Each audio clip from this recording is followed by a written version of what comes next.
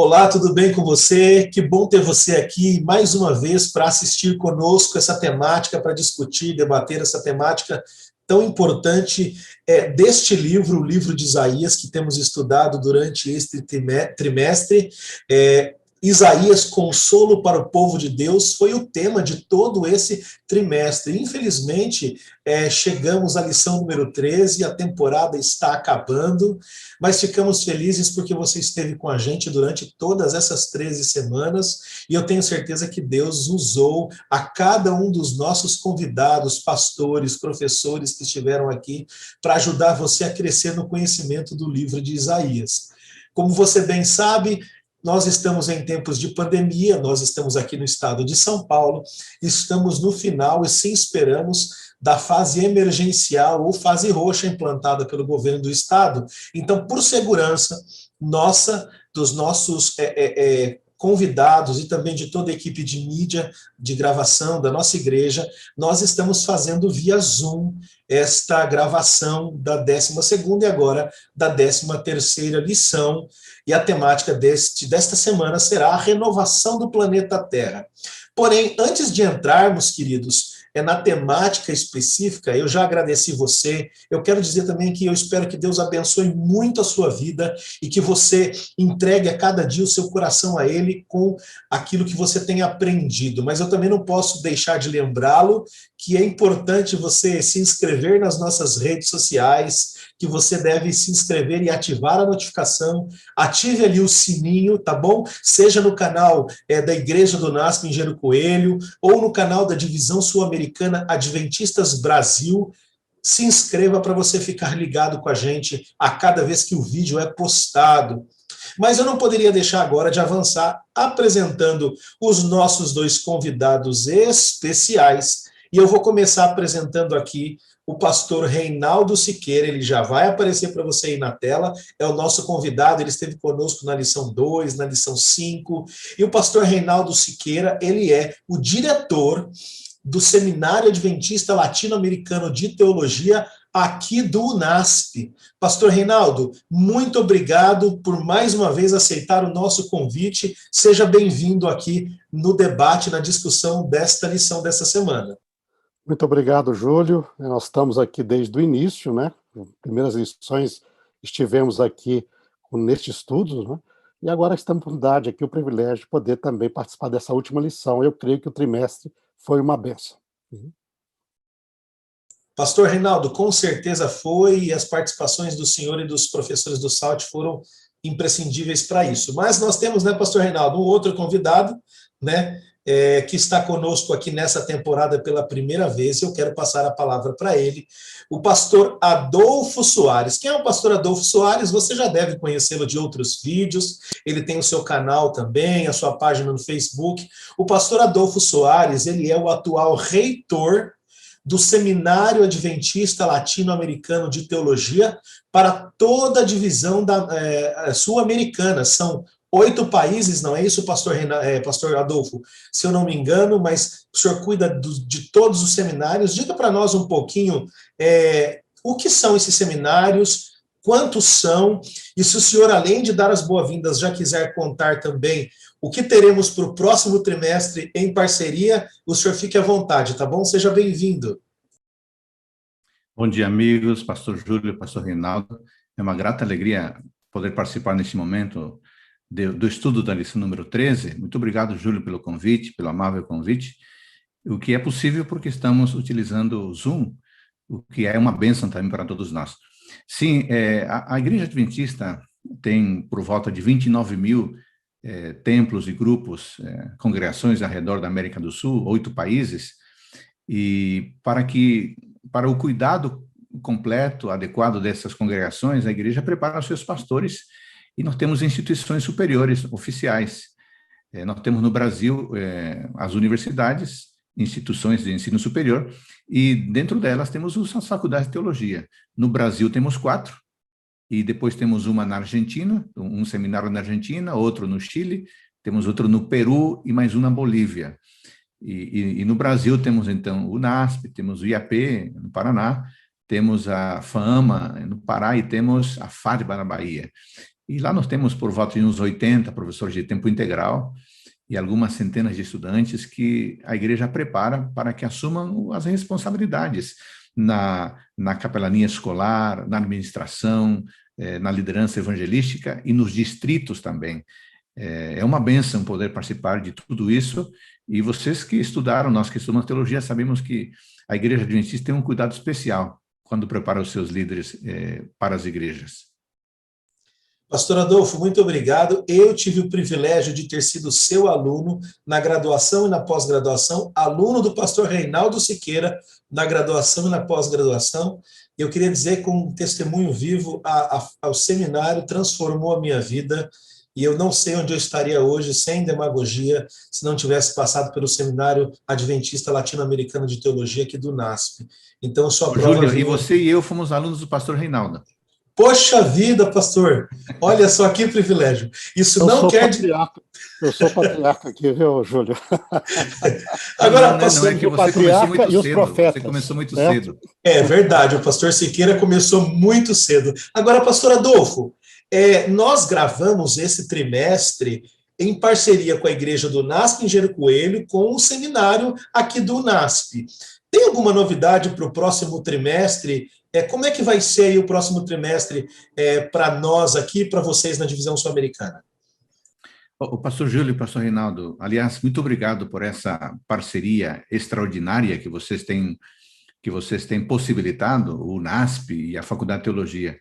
De fato, tem sido uma grande bênção mesmo essa parceria, levando um estudo profundo, bem didático, para milhares de pessoas a cada semana. Eu acompanho os comentários, você também, provavelmente, Júlio, e as pessoas agradecem muito pelo estudo. Então, realmente, agradecemos a entrega, a dedicação, o tempo, porque um estudo de uma lição implica a pessoa dedicar para estudar um pouco mais daquilo que normalmente estudaria. E nós fazemos isso em espanhol também. Neste trimestre, o seminário da UAP na Argentina fez o comentário, e no próximo trimestre será o Chile que fará o comentário. Então, todo mundo é envolvido. A boa nova, Júlio, a boa nova, e amigos que nos acompanham, a boa nova é que a parceria continuará, porque já que a estrutura toda está montada e nós temos um corpo docente extraordinário também no NASP, muito conhecedor do tema da aliança, o pastor Reinaldo é apenas um deles, mas há outros especialistas. Então, nós conversamos, Júlio, que isso pode continuar. Você concordou, pastor Reinaldo, que está sabendo agora, está concordando, o NASP está concordando, e, pastor Reinaldo, qual que será o tema, a riqueza que virá no segundo trimestre de 2021? Bom, nesse próximo trimestre, começando então aqui, não é? Em poucos dias, nós teremos ali o estudo do tema da aliança. O título é A Promessa, Aliança Eterna de Deus. O autor desta lição é o Dr. Gerhard Hasel, não é? Juntamente com seu filho, Michael Hasel. Então, os dois ali prepararam. O Dr. Gerhard, nos anos 80, escreveu um livro sobre o tema da aliança na Bíblia, não é? E o filho dele agora atualizou este livro, e foi publicado também essa atualização pela nossa casa publicadora brasileira, no guia de estudos, ou no livreto que acompanha a lição. Então, nós teremos aqui muita coisa interessante, não é? Então, a lição, nós teremos os comentários de Ellen White sobre o tema da aliança também, extraordinários comentários aqui, que vão acompanhar nosso estudo da lição, e o livro do Dr. Gerhard Hasel e o seu filho Michael, que também é publicado pela Casa Publicadora Brasileira, e creio que todos nós seremos muito beneficiados por isso. Hein? Obrigado, pastor Reinaldo. O nome do livro é Pacto Eterno, se você quiser adquirir, tá bom? Para acompanhar a lição. E só para constar, o pastor Reinaldo Siqueira teve o privilégio de atuar enquanto estudava na Andrews junto ao Dr. Hasel, né, pastor Reinaldo? Que privilégio deve ter sido.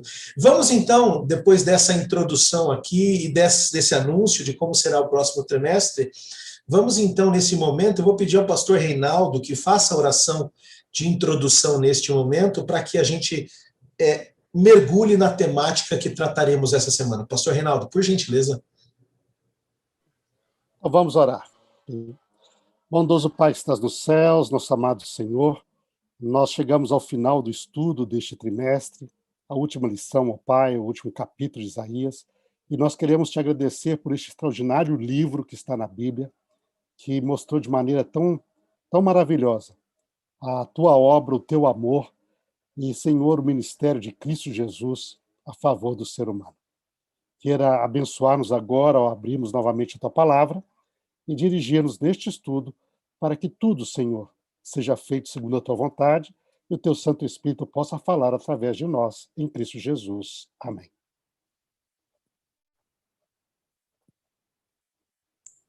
Para você que nos acompanha, então, quero convidar você a abrir a sua Bíblia agora no nosso verso para memorizar, que está lá em Isaías, capítulo 65, verso 17.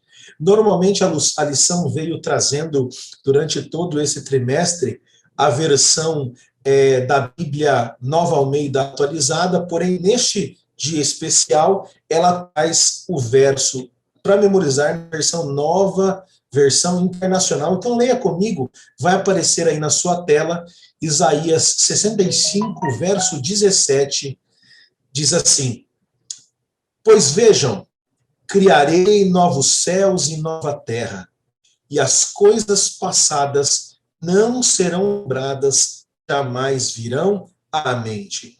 E na versão Almeida atualizada diz: Eis que eu crio novo céu e nova terra, não haverá lembrança das coisas passadas, nem memória delas. Veja, a lição promete, a lição tem como tema a promessa de Deus de uma renovação de todo o planeta. E eu quero começar agora indagando, interpelando o pastor Reinaldo a respeito daquilo que a gente encontra ali, pastor Reinaldo, em Isaías 65, de 17 a 25. Eu queria fazer duas perguntas em uma para o senhor. Qual é, depois de tanto oráculo de juízo sobre nações, sobre o povo, sobre toda a terra que nós estudamos até aqui no livro de Isaías, qual é o tipo de restauração que Deus promete que será feito a este planeta? Mas já engrenando uma segunda pergunta, apesar de ser uma restauração benéfica, agradável, por que ela não é um quadro assim tão completo? Por que essa restauração não apresenta plenamente a esperança? Fale-nos um pouco a respeito do que é tratado nestes capítulos aqui, nessa introdução de domingo sobre novos céus e nova terra. Então, Júlio, quando nós abrimos e lemos este texto, né, começa com uma promessa extraordinária. E foi este verso que nós relembramos aqui, que é parte do verso da memória, né? Deus promete criar um novo céu e nova terra. Agora, quando nós olhamos o livro de Isaías, primeira coisa, temos que lembrar aqui, não é, que nós também estudamos, que já desde o capítulo 40, sobretudo, não é, está havendo uma série de promessas de consolação. Né? Consolar e consolar meu povo, não é? O foco desses capítulos tem sido especialmente a restauração depois do exílio. Então, lembra que nós estudamos ali a restauração depois do exílio, quer dizer, eles iriam para o exílio em Babilônia, mas Deus iria restaurar. Aí falou de Ciro, falou que eles voltariam para a terra deles, etc. Não é? No meio dessas promessas também apareceu a obra do servo do Senhor, o Messias, que viria, inclusive, daria sua vida como sacrifício por nós. Não é?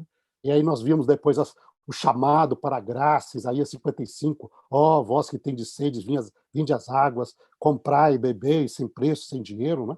Mas quando nós chegamos ao final do livro de Isaías, nós temos essa promessa de que a restauração de Deus não é simplesmente uma restauração do exílio babilônico, mas ele promete restaurar novos céus e nova terra, quer dizer, restaurar a terra ao seu estado original, como era no Éden. Então, o foco final é este. E este é um foco que aparece na Bíblia, por exemplo, no livro de Apocalipse também, em várias outras partes da Bíblia. O foco final de Deus não é simplesmente fazer um reino aqui na Terra, não é? Onde o pessoal estaria em paz. Não. Ele quer recriar o céu e a terra e colocar, então, recriar a terra no seu estado planejado originalmente, antes do pecado.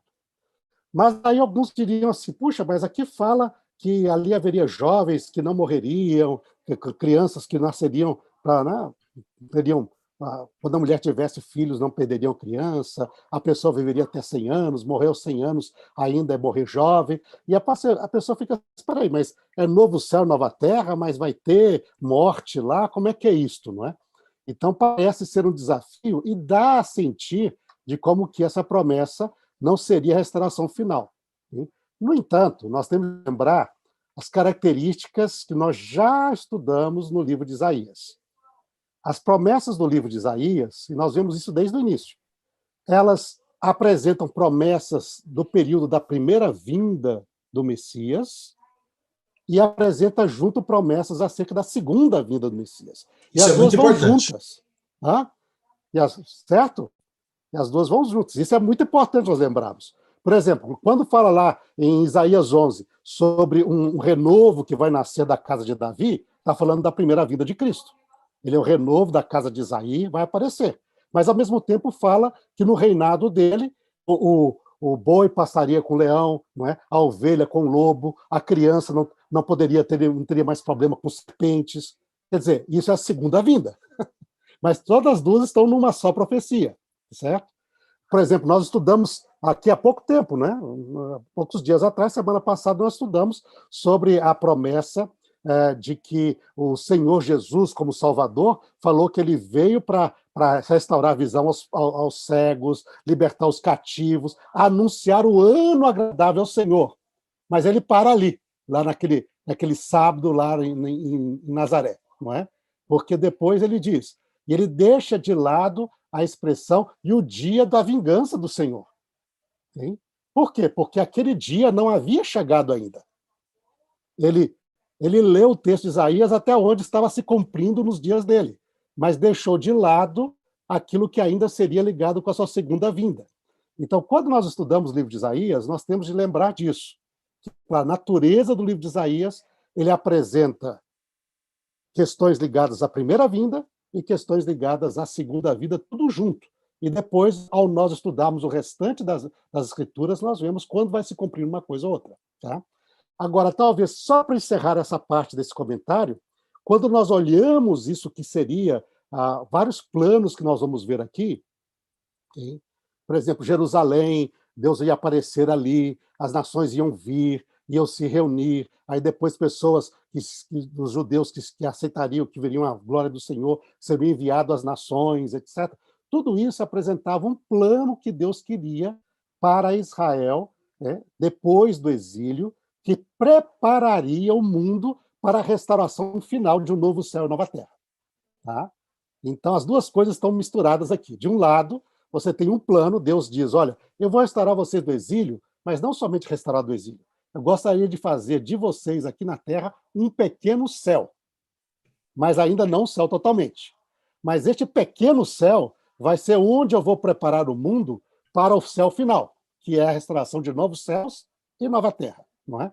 E aí nós veremos que muitas coisas que aconteceram aqui, nem todas elas se cumpriram, porque, como nós vamos estudar mais aqui, Deus também dá liberdade ao ser humano. Hein? E tem coisas que vão se cumprir, tá? O evangelho foi pregado às nações, anunciado, etc., mas outras coisas que não se cumpriram, e haverá aquilo que é dependente da obra de Deus, como a criação de um novo céu e nova terra, onde não haverá mais injustiça, nem morte, nem dor, que Deus vai fazer isso. Mas nós temos que ter tudo isso em mente quando nós estudamos essas profecias finais do livro de Isaías. É aquilo que nós chamamos, então, pastor Reinaldo, de promessas condicionais e incondicionais, né? Algumas dependem da reação do povo e outras dependem realmente apenas só de Deus. Pastor Adolfo, por favor. Muito obrigado, pastor Reinaldo, pelas orientações claras. Eu queria lembrar, pastor Júlio, aos amigos e amigas que nos acompanham, no Comentário Bíblico Adventista, o volume que trata de Isaías a Malaquias, nas páginas 21 a 25, há algumas orientações extraordinárias, exatamente nesse sentido que o pastor Reinaldo acabou de resumir. Nesta página 21, começa uma sessão de 5 páginas, onde se explica, de maneira bíblica, o procedimento, a razão da substituição do Israel literal pelo Israel espiritual. O Israel étnico pelo Israel espiritual. E na página 25 desse volume de Isaías a Malaquias, há 4 indicações muito claras, embora resumidas, dos cuidados hermenêuticos que devemos ter para não incorrer em erros de interpretação desta seção que estamos falando. Isaías 65, 17 a 25. Eu aqui as menciono apenas rapidamente. Examine a profecia por completo. 2, observe os aspectos condicionais. Você acabou de lembrar isso, Júlio. 3, descubra que aplicações os escritores inspirados fizeram desta seção. E número 4, lembre-se do registro da conduta divina no povo escolhido do passado e como os princípios dessa conduta se aplicam ao Israel espiritual. Mas, Júlio, me permite comentar rapidamente algumas coisas que você mencionou na sua introdução, a palavra esperança. Eu achei muito interessante. Você mencionou a palavra esperança, embora não completa ainda. É curioso notar, eu estava lendo aqui a sessão toda do estudo dessa semana, e eu encontrei 5 aspectos interessantes que fazem parte da estrutura desta sessão de Isaías 65, 17 a 66, 24.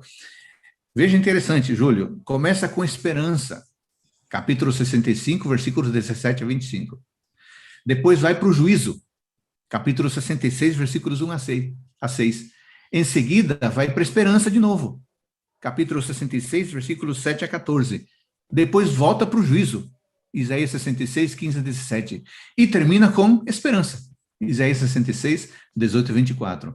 Então, a palavra esperança é muito forte nessa sessão que estamos usando nessa semana. Mas, Júlio, me permite terminar só essa intervenção rápida com... Eu fiquei extremamente, assim... emocionado quando eu li de novo esta sessão de Isaías 66, 17 a 25. O pastor Reinaldo falou aí de mudança, de transformação. Júlio, eu encontrei 10 mudanças nesta sessão. Você me permite rapidamente compartilhar com os nossos amigos? 10 mudanças que envolvem mudanças físicas, mudanças mentais, mudanças emocionais, mudanças materiais, mudanças sociais e espirituais. Eu vou mencioná-las aqui rapidamente. Mudança geográfica, verso 17. Mudança das memórias, verso 17 também. Na nova terra haverá mudança de humor, constante alegria, verso 18. Número 4, mudança na duração da vida, verso 20. Haverá também mudança na economia, olha só, a gente reclama da economia, haverá mudança de economia. Veja o que diz o verso 22. Construirão casas e nelas habitarão. Não construirão casas para que outros habitem. O trabalho será produtivo, mudança econômica. Número 6, mudança na percepção do trabalho, verso 23. Número 7, mudança familiar, verso 23. Extraordinário, seus filhos estarão com eles. Hoje, pastor Reinaldo e pastor Júlio, as famílias, os pais perdem seus filhos. Não haverá mais isso. As famílias estarão unidas para sempre. Mudança número 8, mudança nos efeitos da oração, Júlio, verso 24. Quantas pessoas oram e não têm resposta à oração? Pois é, Deus vai responder todas as orações, quer dizer, Ele será a resposta presente constantemente. Mudança número 9, haverá uma mudança na natureza dos animais. Eles estarão próximos. E mudança número 10, verso 25, mudança na sociedade, não se fará mal. O mal que hoje campeia, a corrupção que hoje, infelizmente, está em todo lugar, a injustiça, a deslealdade, acabou. Mudança social. Por quê? Porque as pessoas serão transformadas.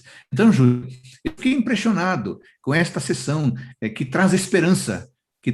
Sabe que a melhor maneira, Júlio, de enfrentar a morte, a dor da morte e a angústia causada por tudo, a melhor maneira, sabe o que é? É falar da nova terra. Porque a nova terra, Júlio, traz esperança. Amém, pastor Adolfo, que tremendo, né? E aqui o pastor Siqueira pôde nos mostrar, eu lembro de uma semana de o pastor Siqueira apresentou aqui no seminário, muitos anos atrás, ele, na época, ele ocupava a função que hoje o senhor ocupa, e a igreja é tremenda por causa desse dinamismo, né? Ele veio até aqui e falou dessas profecias apocalípticas e as profecias que se cumpririam ali naquele momento. Pastor Reinaldo, pastor Adolfo, muito obrigado. Mas eu já quero introduzir uma pergunta ao senhor, pastor Adolfo, e pastor Reinaldo, fique à vontade para complementar depois. Deus, então, promete, através do profeta, que vai restaurar o povo, não é? De forma micro, mais próxima ali, como o pastor Reinaldo colocou, na sua terra, e depois restauraria de modo final. Mas ele também promete consolação, dentro dessas promessas tão bonitas do livro de Isaías, e ele também promete algo forte aqui, pastor Adolfo, que destruiria aqueles que se rebelassem contra ele. E nesse contexto, eu lhe pergunto, a partir do capítulo 66, versos 1 a 19, ali nos capítulos 66, versos de 1 a 3, diz assim, assim diz o Senhor, o céu é o meu trono e a terra o estrado dos meus pés.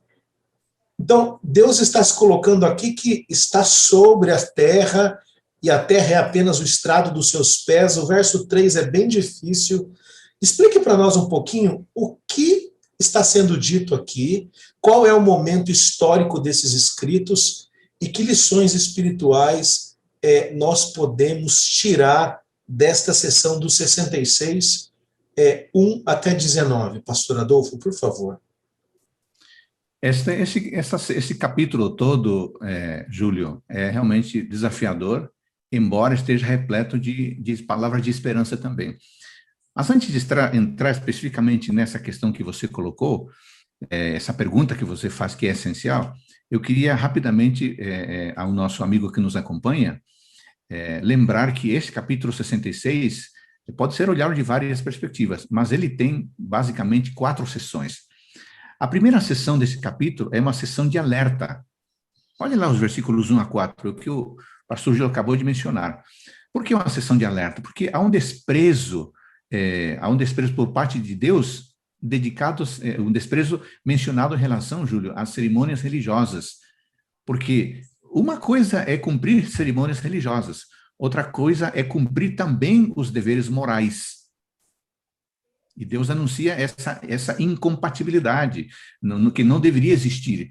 Se há um compromisso moral correto e profundo, as cerimônias religiosas devem seguir esse compromisso moral individual. Então, a primeira sessão, versos 1 a 4, sessão de advertência. Depois, a segunda sessão, que vai até o verso 14, são palavras de esperança. Então, é verdade, você mencionou a dureza das palavras, mas observe a salvação que no devido tempo Deus concederá ao seu povo, libertando das mãos dos opressores. E você vê isso claramente, Júlio, no versículo 5. No versículo 6, há palavras de advertência aos perseguidores, que são palavras de esperança aos seus filhos fiéis. No versículo 7 a 9, fala-se de consolo, fala-se de conforto. Nos versículos 10 e 11, fala-se da fixação na terra, finalmente na terra que Deus havia prometido. E depois nós vamos para a terceira sessão do capítulo, que é a sessão de vingança. É a sessão difícil, Júlio. Versos 15 a 18. Porque eis que o Senhor virá em fogo. É a sessão de vingança. Por quê? Porque a terrível vingança se apresenta devido a que os inimigos trataram mal o povo de Deus. E Deus, que ama os seus filhos e filhas, não deixará impune aqueles que maltrataram os inocentes. Mas observemos, Júlio, o capítulo termina com a sessão de promessa. Versículos 19 a 24. É a feliz instalação da igreja, do povo de Deus, em fundações seguras, e a contínua dedicação dos filhos de Deus ao seu Senhor. E o triunfo final sobre os inimigos. Então, Júlio, é nesse contexto mais amplo que devem ser compreendidas as palavras iniciais, num contexto de alerta, num contexto de palavras de esperança, num contexto de vingança, que talvez a palavra melhor seria justiça, e num contexto de promessa. Assim, Júlio, nesses primeiros versos, e aí vem a sua pergunta, Deus demonstra uma rejeição àqueles que são hipócritas, àqueles que são rebeldes, mas Deus demonstra consolação. A quem? Aos aflitos, que foram injustiçados, e aos humildes, que não demonstraram o orgulho e a arrogância de quem vive independentemente de Deus. E neste ponto, é importante ressaltar, pastor Júlio, que não há uma rejeição aos rituais. Já fui estudado sobre isso. Não há uma rejeição aos rituais. O que há é uma lembrança de que rituais só têm valor quando eles já transformaram a nossa vida. Rituais que brotam de corações arrogantes, de corações hipócritas, são rejeitados por Deus. O problema é que não é o ritual. O problema é quem é que faz o ritual e o modo como esse ritual é feito. Pastor Reinaldo, por favor. Acho que é bem importante essa parte, não é? Os profetas e a Bíblia falam bastante sobre isso, e Jesus enfatizou bastante, não é? Isaías, quando começa o livro, ele já tratou sobre isso. O primeiro capítulo já falou sobre isso. A pessoa que adorava, ia ao Senhor, cantava, mas as mãos estavam cheias de sangue, lembra lá? E diz que o Senhor não podia aceitar esse tipo de adoração. E ao terminar o livro, ele enfatiza isso de novo, né? É uma adoração que não é de coração, que não é verdadeira, não é? Deus não aceita esse tipo. Então, nos convida a essa adoração integral, de coração, de mente, de vida, uma adoração ética e moral. Mas é interessante que essa parte também nos falou sobre essa questão das nações serem atraídas, né? Para ali diz, eu proclamarei entre as nações mais remotas que nunca ouviram falar de mim, diz lá né? Que Deus ia atrair estas nações. E aqui tem um objetivo de Deus que ele mostra que é um objetivo que sempre existiu, né? Lembra que a Bíblia começa com Adão, a Bíblia não começa com a história de Abraão. A Bíblia tem um escopo universal. Deus fez uma aliança com a humanidade, e nós vamos estudar esse próximo trimestre, né? Reforçou essa aliança com Noé, mas quando ele chamou Abraão, aí você tem essa visão no próprio chamado de Abraão, né? Abraão é chamado, mas não para viver uma vida com Deus isolada. Essa adoração verdadeira, de que o professor Adolfo muito bem enfatizou, não é? Ela também envolve esta atitude de missão. Diz lá, não é? Você sai da tua terra, da tua parentela, eu te farei um grande nome, farei uma grande nação, mas sê tu uma bênção. Em ti serão abençoadas todas as famílias da terra. Quer dizer, quando Deus chama os seus adoradores, chamou Israel, chama a igreja, né, para ser seu povo, ele diz para proclamar a glória daquele que nos chamou das trevas para a sua luz. Então, o chamado de Deus sempre envolve essa missão, e a missão sempre é universal. Deus quer abençoar toda a humanidade, e por isso nos chama para esta missão, né? Eu creio que isso é muito pertinente, e o livro de Isaías termina com essa visão também dessa universalidade que Deus deseja para todos poderem desfrutar dessa nova terra e desse... Pastor Reinaldo, aproveitando a sua fala, eu quero introduzir a próxima pergunta ao senhor aqui. Essa porção de Isaías aqui, o senhor comentou sobre o imã divino ali, que fala nos versos 18, 19 e agora 20 e 21, me lembrou bastante Zacarias 8, 23, que tem ali também uma promessa, né, que diz assim diz o Senhor dos Exércitos, naqueles dias 10 homens de todas as línguas das nações pegarão na borda da roupa de um judeu e lhe dirão, queremos ir com vocês porque ouvimos que Deus está com vocês. Zacarias capítulo 8, verso 23.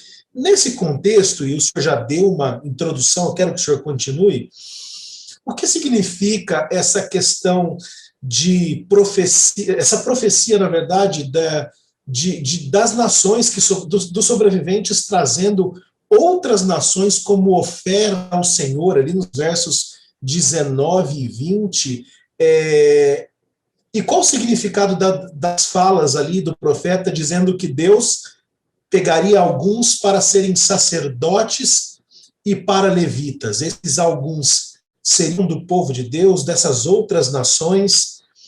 Explica para nós isso um pouquinho, por gentileza, essa parte 19 a 21. Microfone, pastor. Eu tinha desbloqueado aqui o microfone, ao mesmo tempo bloqueou na mesma ação. Mas você mencionou uma vez um estudo que nós tivemos aqui sobre a questão da profecia, da escatologia. Escatologia são essas profecias que falam no final dos tempos, né? Escatologia seria o estudo dessas profecias, né? E que nós temos nos profetas clássicos e com respeito aos profetas e com a profecia apocalíptica. E eu creio que para nós entendermos bem o que está aqui, nós teríamos de relembrar alguns princípios básicos que a gente até trabalhou neste seminário, né? E depois eu tive a oportunidade de trabalhar num artigo no livro O Futuro, é o capítulo 7, sobre essa relação entre esses dois tipos de profecia. Hein? Então, uma coisa nós devemos lembrar, que já foi mencionada aqui, que a profecia ela está relacionada com a aliança. Isso é algo fundamental. A profecia é uma disposição da aliança. Quando Moisés terminou, ele diz, olha, Deus vai levantar profetas para poder colocar a palavra dele e transmitir para vocês. Não é? Amós diz que o Senhor não faz nada sem primeiro revelar seu segredo aos profetas, eles anunciam, né? Para o povo de Deus. Então nós temos de lembrar que profecia está ligada com a aliança. E a aliança tem aspectos de condicionalidade e incondicionalidade. Okay? E a condicionalidade, ela refere muito à reação, à atitude que o povo de Deus teria às ações, os planos divinos. Okay? Ele diz, se vocês forem fiéis, eu vou abençoar vocês. É a sessão das bênçãos. Se vocês forem fiéis... Né? E aqui, no caso, nós temos uma situação onde nós temos essa profecia para o futuro. Existe um plano de Deus. Okay? Mas dentro desse contexto de profecia, existem aspectos que dependem realmente da resposta humana e tem aspectos que dependem da ação divina. Hein? E tudo é descrito aqui junto. A questão que aparece e nos ajuda a compreender essa parte aqui, porque quando a pessoa lê aqui, nós temos aqui um plano missionário que não é aquele que nós estamos acostumados a ver, não é? Com a nossa compreensão através dos evangelhos e do livro de Apocalipse. Okay? Quando você lê em capítulo 66, diz assim, a glória de Deus iria se manifestar em Jerusalém. E ali Deus traria juízo contra os infiéis no seio do seu povo e, ao mesmo tempo, iria consolar o seu povo lá em Jerusalém. Depois que a glória de Deus se manifestasse em Jerusalém, diz que Deus enviaria entre os resgatados de Jerusalém missionários para todas as nações. Então, notem essa diferença aqui. Missionário para todas as nações, a fim de trazer os irmãos, que seriam judeus, estão espalhados nas nações, e também representantes de todas as nações que aceitariam o Senhor. E eles viriam e subiriam para Jerusalém. Okay? E adorariam a Deus ali, diz entre eles haveria feito como sacerdotes, levitas, etc. Né? Então, a gente aparece aqui um quadro bem diferente. Okay? Aí diz, peraí, mas não é esse o quadro que vai acontecer? E muitos no mundo evangélico, eles pegam as profecias escatológicas da profecia clássica e dizem, essa é a profecia que vai acontecer no final dos tempos. Okay? E se você pegar muitas pessoas, eles pegam, olha, pegam Isaías, pegam Ezequiel, pegam Jeremias, não é? E diz, aquilo que não aconteceu lá na época, porque não deu, vai acontecer agora no final da história da humanidade. E vai ser o que vai introduzir o milênio. Okay? Um milênio de paz e do reino de Cristo aqui na Terra. Okay? Então é capaz que muitos daqueles que acompanham o nosso estudo, às vezes têm tido contato com pessoas que pensam assim, ou tenham lido material também sobre isso. Né? E aí vem uma questão, mas como compreender essa profecia? Então tem esse elemento que nós temos, que já mencionamos aqui, da condicionalidade. Os profetas bíblicos, quando eles sabem o que é a condicionalidade, e nós vemos isso muito claro no livro de Daniel, Daniel lê uma profecia, que é Jeremias. Ele ora a Deus pedindo que Deus cumpra aquilo que estava escrito em Jeremias. Aí o anjo Gabriel vem responder para ele, dizendo, olha, Gabriel, eu vou te fazer entender a profecia e também as visões que você teve. Hein? Como existe o elemento da condicionalidade, nem tudo o que Deus desejaria fazer, ele vai conseguir fazer. Por quê? Porque ele respeita a liberdade humana. Esse seria o plano ideal de Deus. Não é? Mas nem tudo também que Deus prometeu fazer vai ser cancelado pela infidelidade humana.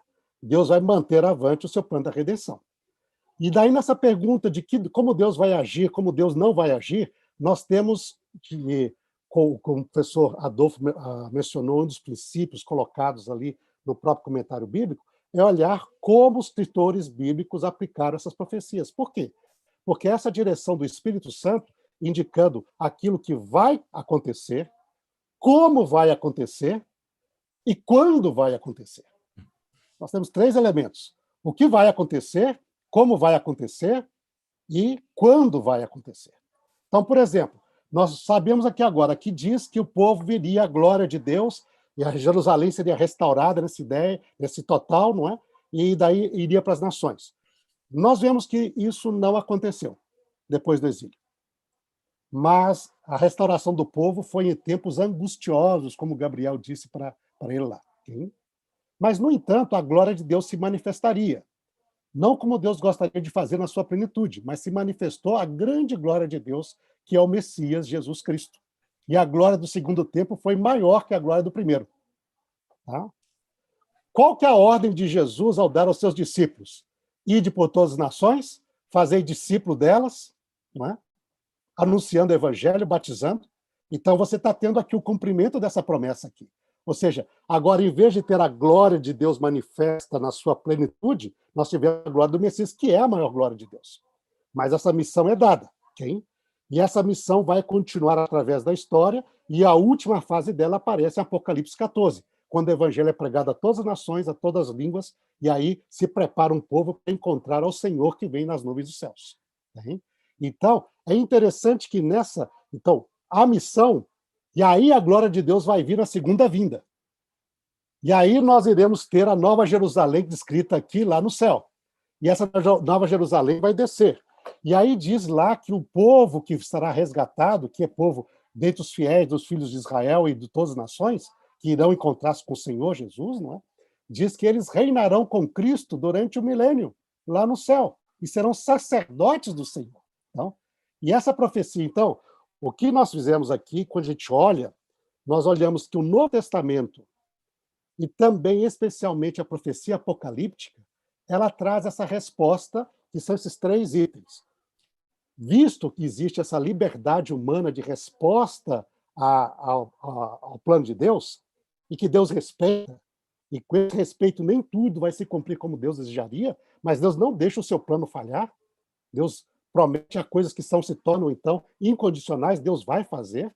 Então, o Novo Testamento e a profecia apocalíptica, Daniel e Apocalipse, o livro de Apocalipse, respondem o que vai acontecer, como vai acontecer, hein? E quando vai acontecer. E é interessante, só termino aqui essa parte, não é? Por quê? Porque quando nós adventistas, porque nós temos uma compreensão profética diferente de muitos outros evangélicos, irmãos evangélicos, não é?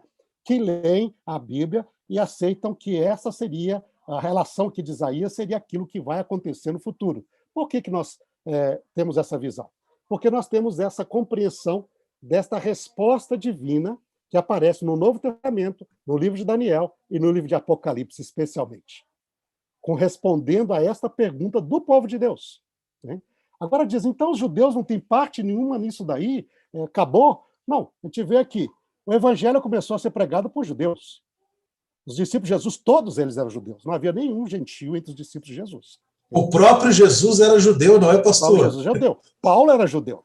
Mas eles compreenderam que a missão era para Israel, as ovelhas perdidas da casa de Israel, mas também para todo mundo. Jesus ensinou isso. Então eles começaram. Né? E daí se espalhou para todo mundo.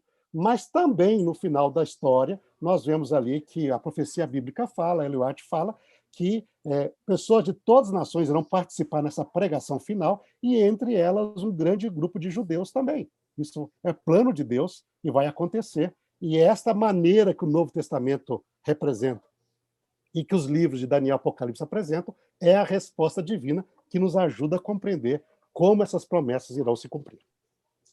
Pastor Adolfo, o senhor vai poder complementar essa temática? Eu só queria engrenar já uma pergunta para a gente não perder o raciocínio. É prometido, então, como o pastor Siqueira falou, de que o povo de Deus, eles são nação santa, reino de sacerdotes, né? Eles têm a missão de representar a Deus. Porém, me parece que no futuro os gentios assumem esse papel, há uma transferência. Pastor, complemente e responda isso para nós, por favor. É isso mesmo? E se isso acontece, quando que começa? Júlio, é muito interessante tudo isso. O pastor Reinaldo já deu esse panorama muito claro sobre esse assunto, mas eu queria apenas comentar, eu fiquei impressionado com os versículos 19 e 20, porém entre elas um sinal, e alguns dos que foram salvos enviarei às nações, aí menciona algumas nações. Tarsis, menciona Pul, menciona Lud, menciona Tubal, menciona Javan. Alguns comentaristas, até na tentativa de colocar uma situação geográfica nesses nomes, dizem que Tarsis seria, então, o Mediterrâneo Oriental, a Espanha. Pul seria a Líbia, no norte da África. Lud seria provavelmente Lídia, na Ásia Menor Ocidental. Tubal seria na Ásia Menor Central. Javan seria a Grécia. Bom, independente do que essas geografias possam indicar para nós hoje, eu consigo perceber aqui 3 aspectos, Júlio, muito interessantes, muito importantes, nesse contexto, já engrenando com a pergunta que você me fez. O primeiro ponto é que o versículo 19 e o versículo 20 também mostram 3 coisas. A primeira, há um esforço evangelístico muito claro no Antigo Testamento. E o esforço evangelístico não é exclusivo do Novo Testamento ou do livro de Atos. Toda vez que nós falamos em propagação do Evangelho, nós falamos do Novo Testamento e centramos em Atos. Mas nós já vemos aqui um esforço missionário, um esforço evangelístico tremendo. Esse é o primeiro ponto. Um segundo ponto que eu queria mencionar é que será dada uma atenção especial àqueles que ainda não ouviram da fama e da reputação de Deus, aqueles que não viram a sua glória. É necessário que alguém faça isso. E um terceiro ponto, Júlio, é que Isaías já prevê um esforço missionário mundial. Haveria um esforço evangelístico em todas as direções ao redor do mundo. É importante lembrar isso. Alcançar, entre aspas, os não alcançados não é exclusividade do Novo Testamento, nem do livro de Atos.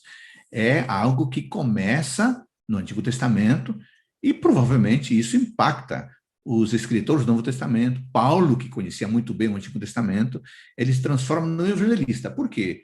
Esse era o padrão que ocorria no Antigo Testamento. Bom, mas em relação à sua pergunta, nós já estamos na lição de quarta-feira, né, Júlio? É importante lembrar que o versículo 21 diz também, deles escolheria alguns para sacerdotes e para levitas. Aí você pergunta, como é que isso afeta a comunidade de fé? É interessante observar, Júlio, que Deus tomará alguns gentios, diz aqui, convertidos, para serem sacerdotes e levitas.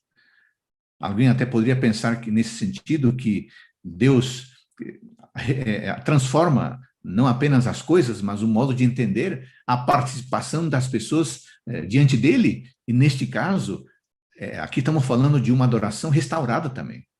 Aliás, eu esqueci de mencionar isso nesses 10 itens que eu falei no capítulo 65. Uma mudança na adoração, né? Seria item número 11 aqui. Uma mudança na adoração, porque ao que parece, uma adoração sem as restrições das estipulações específicas do concerto da antiga aliança.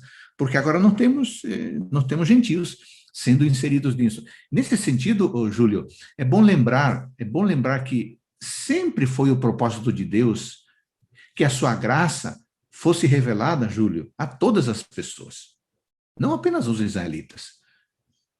E isso havia já sido claramente esboçado no Antigo Testamento, e o pastor Reinaldo já mencionou brevemente essas questões proféticas. Assim sendo, Júlio, é importante considerar que houve um problema sério, e a gente já estudou nisso em Isaías, porque devido à incredulidade do povo, o propósito de Deus para Israel, infelizmente, se perdeu. Entretanto, Deus tomou a iniciativa de ligar os ramos que haviam sido cortados ao verdadeiro tronco, o Israel espiritual, e não mais o Israel étnico. Percebemos isso, Júlio, em todo o Antigo Testamento, e particularmente no livro de Isaías. Por quê? Porque se fala de um remanescente fiel que não é mais étnico, não é mais geográfico, mas é espiritual. E ainda nesse sentido, Júlio, todos os seres humanos, é bom lembrar que todos os seres humanos são de uma família. Por criação, são de uma família. E por redenção, somos de uma família. Isso vai se cumprir no futuro próximo. E por quê? Porque Cristo veio quebrar essas barreiras de separação, a fim de que todos pudéssemos ter acesso à salvação. Isso nos mostra, Júlio, que o amor de Deus é tão amplo, é tão inclusivo, tão profundo e abrangente, que nós não temos condições de compreender. vivemos hoje numa profunda separação política, ideológica. Um fala isso, fala aquilo, um defende uma ideia, outro defende outra, um cita o autor, o outro rebate o autor, mas aqui nós temos uma mensagem de esperança. Isso um dia vai acabar. Um dia, graças à morte de Jesus Cristo, as classes intelectuais, socioeconômicas, ideológicas vão desaparecer. E nós temos a certeza que judeus e pagãos, livres e escravos, estarão reunidos. Por quê? Porque todos somos iguais perante Deus. E essa promessa vai se cumprir em breve, porque quem garantiu isso foi a morte do próprio Jesus Cristo. E nele, não há homem, não há mulher, não há judeu, não há grego. Todos seremos congregados a ele, pois o seu amor finalmente vai atrair todos aqueles que decidirem, por vontade própria, ficar perto dele. Pastor Adolfo, eu não poderia deixar de mencionar aqui, você que está me assistindo agora, você que nos acompanha, você percebe, Deus, ele quer alcançar a todos. Ele começa com o povo de Israel, como o pastor Siqueira colocou, como seus agentes, como seus representantes, mas depois isso é ampliado aos gentios e a todas as nações, como o pastor Adolfo agora apresentou. E ele usa alguns instrumentos para apresentar a sua glória. E, pastor Adolfo, eu não poderia deixar de mencionar aqui, eu sempre menciono, né, algumas dicas. Há um sermão do pastor Reinaldo Siqueira no YouTube chamado A Glória do Senhor, e o pastor Reinaldo foi usado por Deus naquele dia, onde ele apresenta como a pessoa de Jesus Cristo é a glória de Deus e é a beleza do caráter de Deus. Eu recomendo a você que está nos assistindo, procure no YouTube, Reinaldo Siqueira, A Glória do Senhor. E Deus usando a pessoa de Cristo para apresentar aquilo que ele queria para todas as nações. E já agora, pastor Reinaldo... Júlio, sim, você me permite algo aqui? Claro. Em relação àquilo que você está mencionando bem agora, eu fiquei impressionado com, entre outras coisas, com um dos parágrafos da lição de quarta-feira, que eu acho que deveria ser ressaltado aqui. Logo depois da pergunta 8, está escrito assim, ó, na nova ordem mundial, entre aspas, de Deus, olha que impressionante, os gentios não apenas se uniriam ao seu povo, ao povo de Deus, mas também seriam parceiros em igualdade, formando um sacerdócio real. Isso é inconcebível hoje. Há muitas coisas pequenas, Júlio, que nos separam, infelizmente. Pequenas, diante da grandeza do que está prometido. Agora, eu fico assim arrepiado ao saber que todos seremos parceiros, não apenas em igualdade, mas em comunidade de fé. Hoje, Júlio, isso é impossível.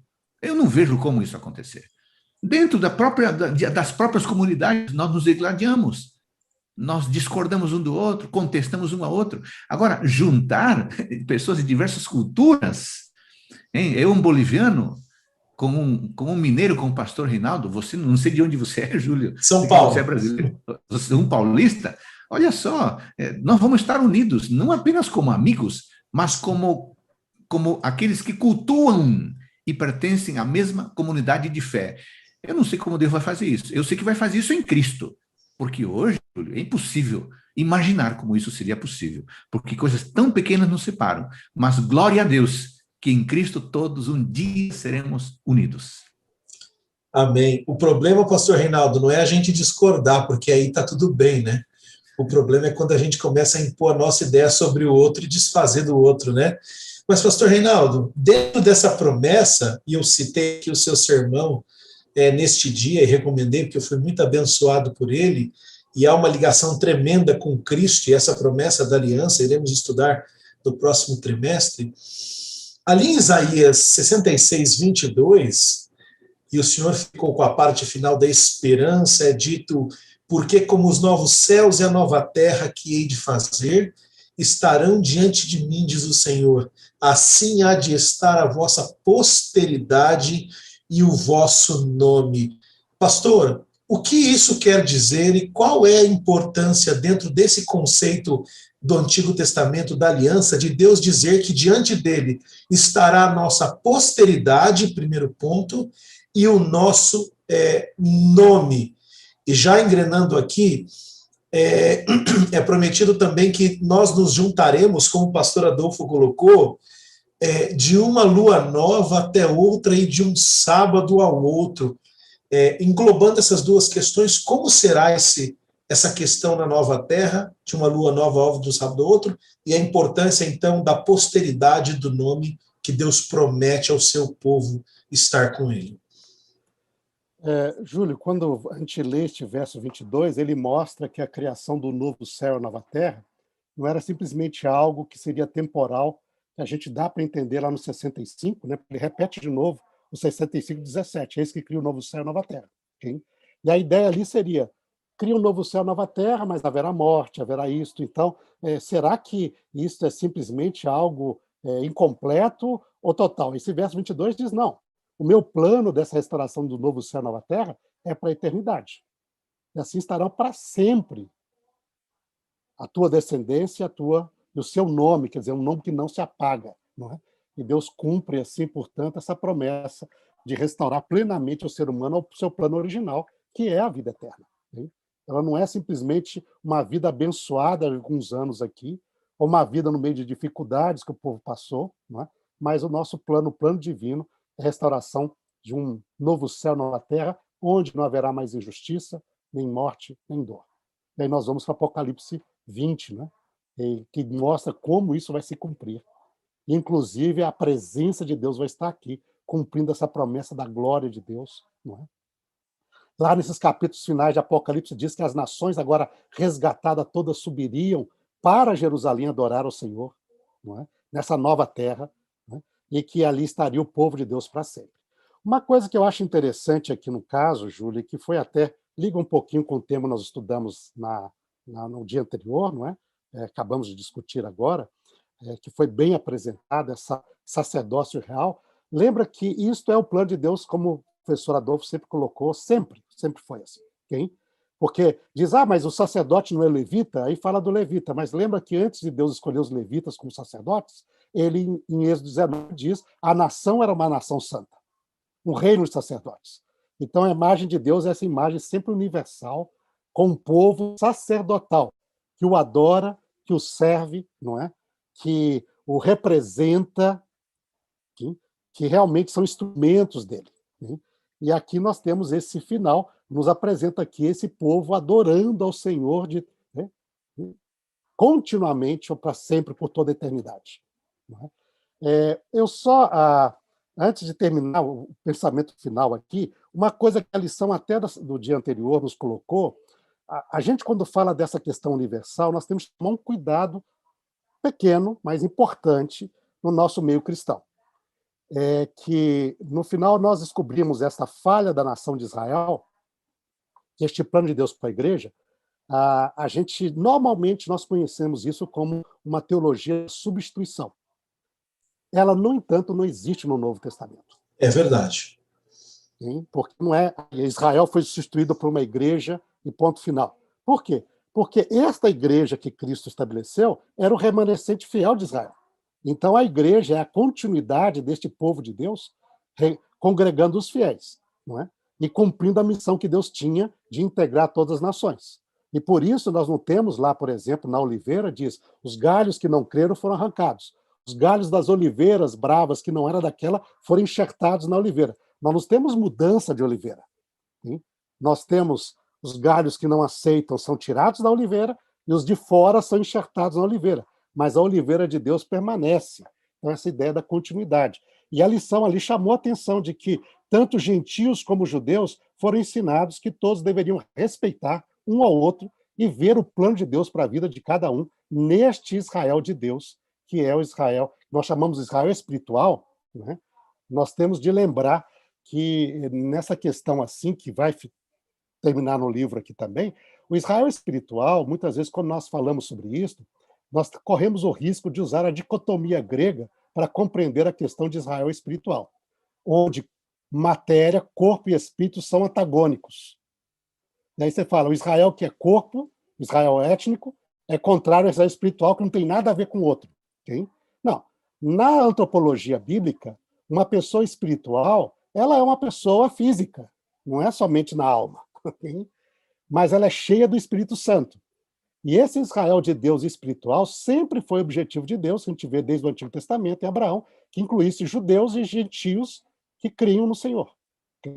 E essa plenitude vai ser realizada aqui agora através de Cristo, que é a glória de Deus. Ele diz, eu tenho ovelhas aqui nesse rebanho, mas tem outras ovelhas que não são deste aprisco. A mim importa buscá-la, diz lá em João 10. E então haverá um só rebanho e um só pastor, reunindo esse extraordinário grupo unido no Espírito, como o pastor Adolfo falou ali. Mas este grupo unido no Espírito será restaurado, a morte não mais existirá, não é? E haverá a possibilidade de viver para sempre com o Senhor. Diz ali, e será que de uma festa de lua nova, ou de uma lua nova a outra, de um sábado a outro, toda a carne virá adorar perante mim.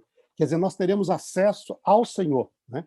A lição até procurou aqui tratar da questão dessa lua nova, como entender lua nova. Lua nova, em hebraico, quer dizer o início do mês. É o início do mês na Bíblia. Okay? E o sábado é sempre o 7º dia da semana. Isso quer dizer que nós teremos acesso à adoração a Deus livre por toda a eternidade. Essa é a ideia. E lembrar, as pessoas dizem, mas por que cita Lua Nova? O livro de Isaías aqui e a própria Bíblia, ela usa esses temas de adoração de Deus que Deus colocou para Israel como exemplo do que vai acontecer na nova terra. Por exemplo, o livro de Isaías, capítulo 58, que nós estudamos há pouco, fala do dia da expiação. Como se deve adorar a Deus no dia da expiação, que seja agora que nós estamos vivendo. Okay? Ele fala, por exemplo, Apocalipse fala do festa dos tabernáculos. Eis o tabernáculo de Deus com os homens. Então, estas festas de Israel, além do sábado, mostravam esse ensinamento de Deus, a importância da adoração a Deus. Okay? E essa adoração de Deus não terá barreiras nem empecilhos por essa nova terra e no novo céu. De mês em mês e de sábado em sábado, toda a carne virá adorar perante o Senhor. E essa é a promessa de Deus. Isso envolve todo esse povo que tem um nome e a sua posteridade diante do Senhor para todo sempre. E esta é a maravilha dessa promessa.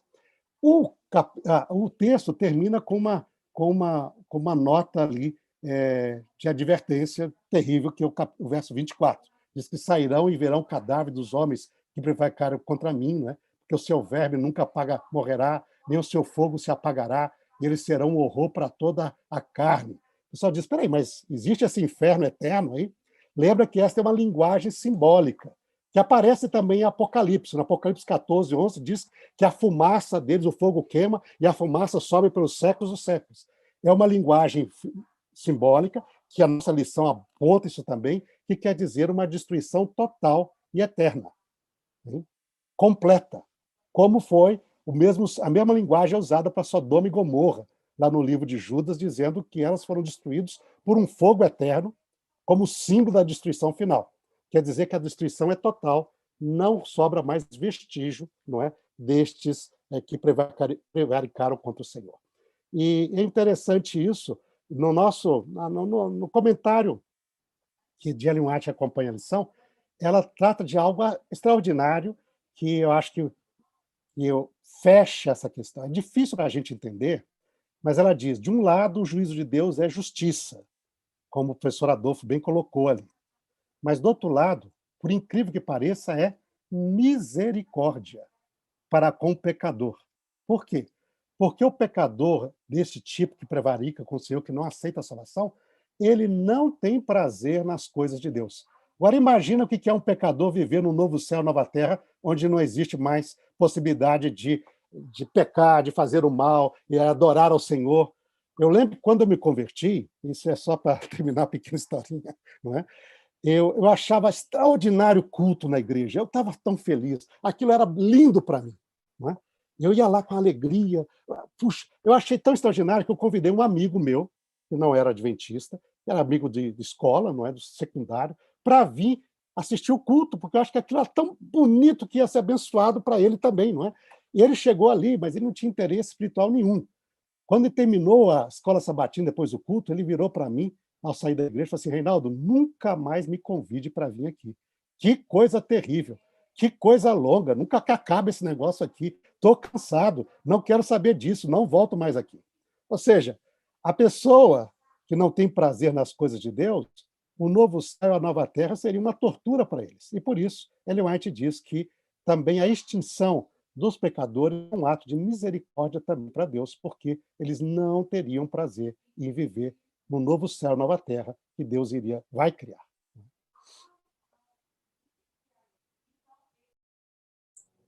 Pastor Adolfo? Obrigado, pastor Reinaldo, por esses esclarecimentos tão importantes. Ao terminar a leitura do livro de Isaías, Júlio, eu fiquei emocionado com o verso 24. Eles sairão e verão os cadáveres daqueles que se rebelaram. Que maneira estranha de terminar um livro tão bonito. Mas eu fiquei pensando o seguinte, na verdade, Júlio, esta imagem tão difícil de se mentalizar, na verdade, é um apelo. É como se o pregador Isaías estivesse fechando o sermão de uma maneira marcante. Por quê? Porque, na verdade, este versículo 24, o último do livro, nos faz lembrar da seriedade e das consequências de rejeitar a salvação do nosso Deus. É isso que acontece, infelizmente, quando um coração se fecha. E nunca é demais lembrar, Júlio, que Deus enviou o seu Filho Jesus Cristo para morrer em nosso lugar, a fim de que nós partilhássemos vida eterna, não morte, como esse texto está falando. Agora, a alternativa para quem rejeita a vida é um dia virar cadáver e depois morrer para sempre. Por quê? Porque fora da criação de Deus, fora dos domínios de Deus, não há vida. Fora dos domínios de Deus, há um simulacro de vida, há uma imitação de vida, mas fora dele, infelizmente, é morte, e depois morte eterna. Então, este quadro é muito duro, mas ele me lembra que rejeitar a salvação de Cristo terá sérias consequências eternas, na verdade. Eu apenas queria comentar isso, Júlio. Pastor Adolfo, então já finalizando aqui, eu fiz 3 perguntas ao pastor Reinaldo, a última agora para o senhor, a terceira. Por que então a promessa da vida eterna, mas o pastor Reinaldo fique à vontade para complementar, nós temos ainda 8 minutinhos para encerrar aqui o nosso tempo. Por que a promessa da vida eterna, de um novo céu, de uma nova terra, é tão essencial para nós? E como seria a nossa fé sem essa promessa? Poxa, essa é uma pergunta muito importante, Júlio. A promessa da vida eterna, a promessa de um novo céu, de uma nova terra, por que é tão importante? A gente poderia elencar várias razões. Eu pensei em algumas. Primeiro, porque ela nutre esperança. Eu disse no início que uma maneira eficaz, um antídoto eficaz para a tristeza, para a morte, que muitos estão experimentando hoje, na sua família, o melhor antídoto é você pensar no novo céu e uma nova terra. E Apocalipse não lembra que Deus enxugará dos olhos toda lágrima. Então, é importante refletir sobre o que aconteceu, por que aconteceu, mas o importante mesmo é colocar no coração ferido uma mensagem de esperança. E, nesse sentido, lembrar de Isaías 65, 17 a 25, Apocalipse, os últimos capítulos, é fundamental. Então, o primeiro ponto que eu queria ressaltar, Júlio, é porque traz esperança. Mas há um segundo aspecto que eu penso que é importante, é porque pensar nisso tudo aqui, Júlio, é uma lembrança do que um dia nós perdemos e uma maneira de nutrir e alimentar o cumprimento dessa promessa que logo acontecerá.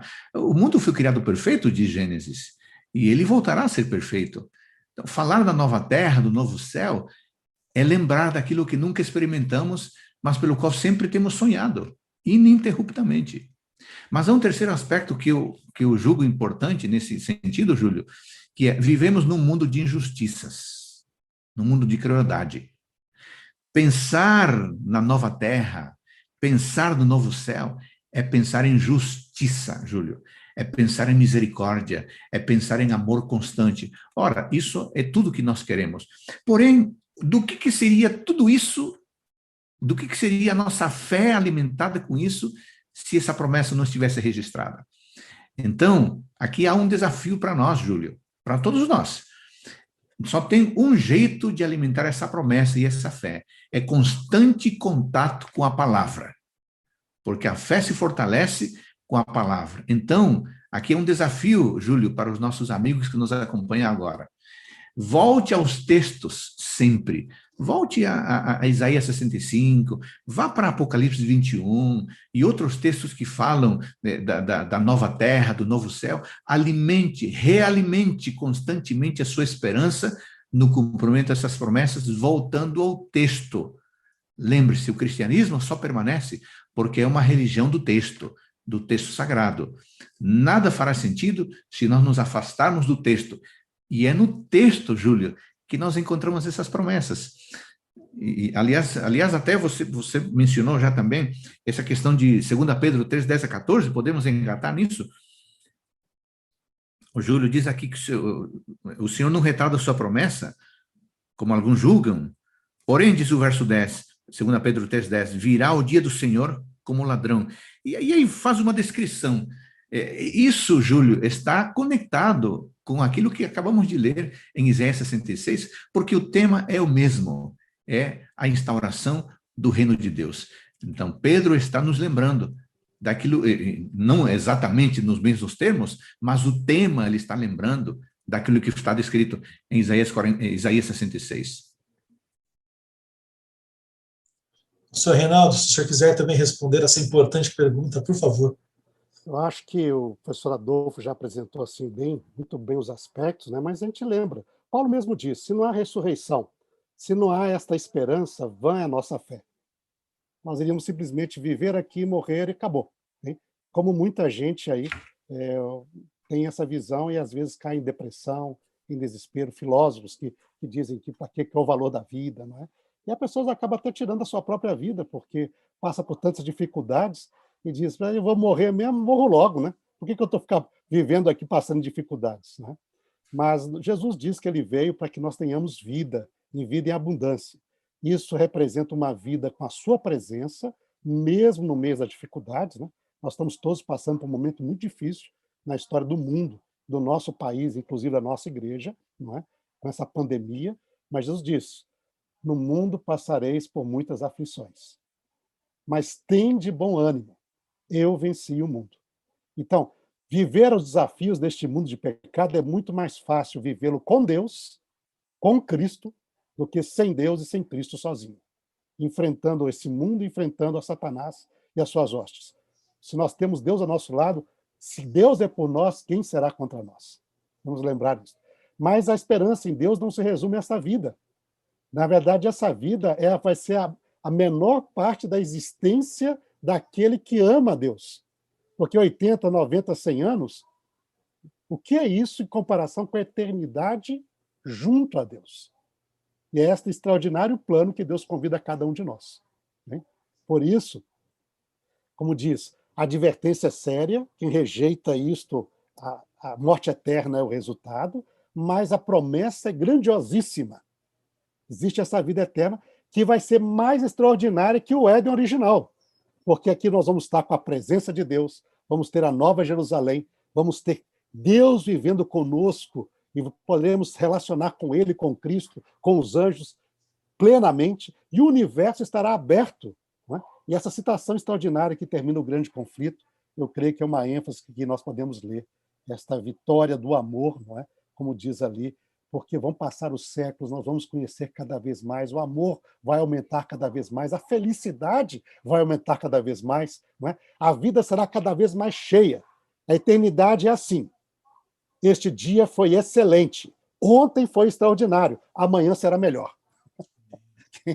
Então, é um dia melhor a outro dia por toda a eternidade. É uma coisa extraordinária.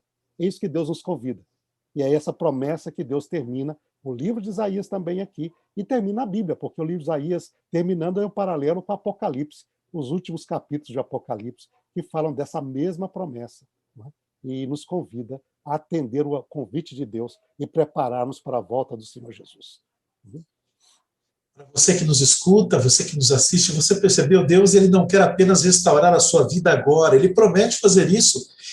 Quando você o aceita, ele te dá uma nova vida aqui, uma vida melhor hoje. Mas a promessa dele é de restaurar este planeta inundado em pecado. E como foi tão bem apresentada pelo pastor Adolfo e pelo pastor Reinaldo, esta promessa, ela está muito próxima de ser cumprida. O desejado de todas as nações está às portas, meu querido irmão, minha querida irmã. Não importa se você é da Igreja Adventista do Sétimo Dia, se você é católico, presbiteriano, batista, metodista, congregação cristã, Assembleia de Deus, Deus é amor, ou de qualquer outra denominação, ou se você sequer frequenta uma igreja.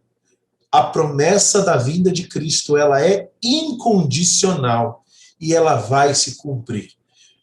Pastor Adolfo, pastor Reinaldo Siqueira, que privilégio ter vocês aqui. Eu me sinto realmente, como eu disse no começo da gravação, antes dela, emocionado, porque aprendi tanto com vocês em sala de aula, e sem demagogia, vocês são dois dos que muitos nos motivam a continuar estudando. Quando vejo a história do pastor Siqueira, é uma história linda, né? Saiu do Brasil para estudar, realmente se esforçou. O pastor Adolfo veio de outro país, aqui também se dedicou, e hoje são professores da graduação, da pós-graduação, abençoam a igreja com o seu conhecimento.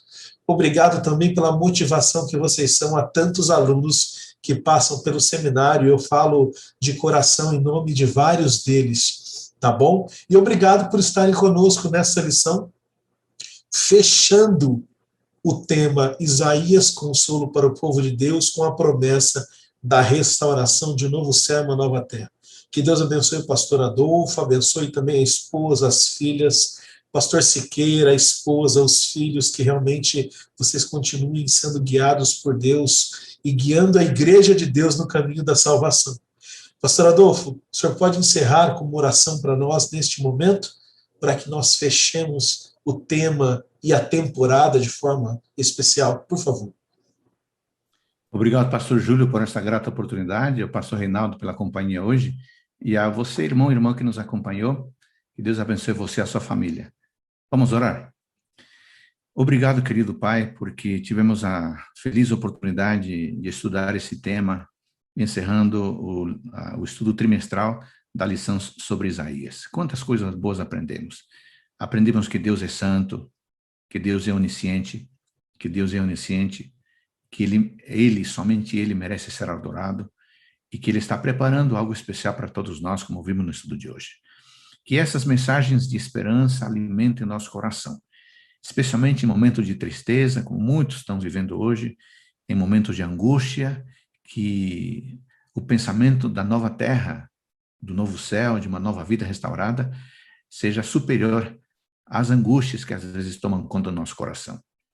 Esteja conosco, estaremos iniciando logo um novo trimestre com o estudo da aliança, que esse tema também preencha não apenas o intelecto, mas a nossa necessidade de estar perto do Senhor. Agradecemos, oramos, confiantes que o Senhor ouvirá nossa prece, pois oramos em nome do Senhor Jesus. Amém.